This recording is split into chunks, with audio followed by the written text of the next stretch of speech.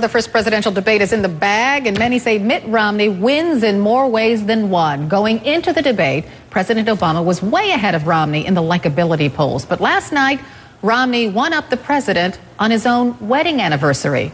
First, Obama. There are a lot of points I want to make tonight, but the most important one is that 20 years ago I became the luckiest man on earth because Michelle Obama agreed to marry me.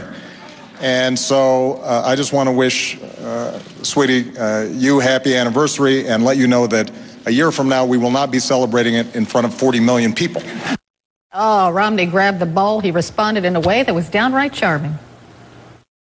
And congratulations to you, Mr. President, on your anniversary. I'm sure this was the most romantic place you could imagine, here with me. So congratulations.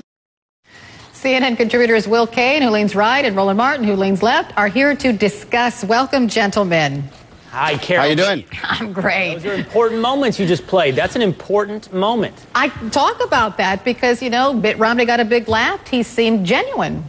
Right. You know, I think I talked to you about this the other day, but Mike Deaver, he was the media advisor Ronald Reagan. He once said these television events, and make no mistake, a debate is a television event, are 85% visual, how you look, 10% how you sound, you know, your tone, and 5% what you actually say, leading up to the importance of, as you've been talking about, likability. And I got to say, I'm taken aback by how much more stiff President Obama was than Mitt Romney. You play moments like that, and then throughout the debate, you know, Mitt Romney seemed calm, in command of the facts, comfortable, made eye contact with the president, while the president simply just looked uncomfortable.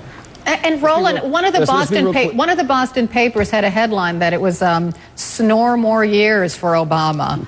I mean, the reviews of his performance are harsh. Well, absolutely, and I think that it was lackluster to some degree. I will disagree with Will Cain when he said that Mitt Romney had a command of the facts. He had a command of what Mitt thought actually were facts. You look at the fact checkers today, and so he's not doing well in that particular area. But at the end of the day is what do the folks who were watching, what did they actually think? And so that's really what it boils down to. I do think President Barack Obama had some opportunities to really go at Mitt Romney, and he did not take advantage of it. He didn't respond to the $716 billion lie when it came to Medicare. He also did not challenge him when Mitt Romney talked about the issue of the banks being too big to fail. And he didn't say, well, fine, Mitt Romney, do you believe in, are you going to support Glass-Steagall? Your vice president you pick, Congressman Paul Ryan, does. So do I.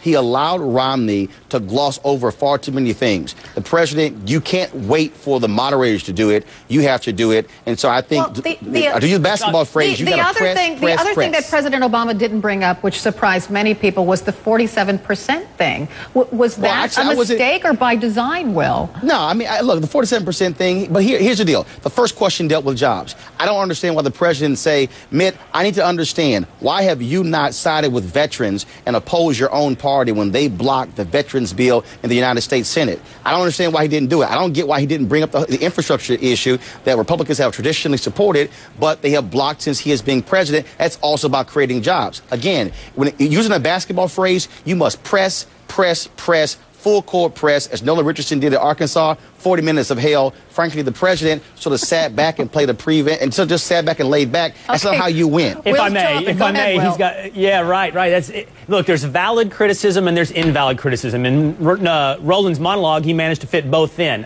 The invalid criticism is to suggest that the fact checkers today are essentially calling what Mitt Romney said last night many mistruths or lies. That's not the case. Actually, that's the case.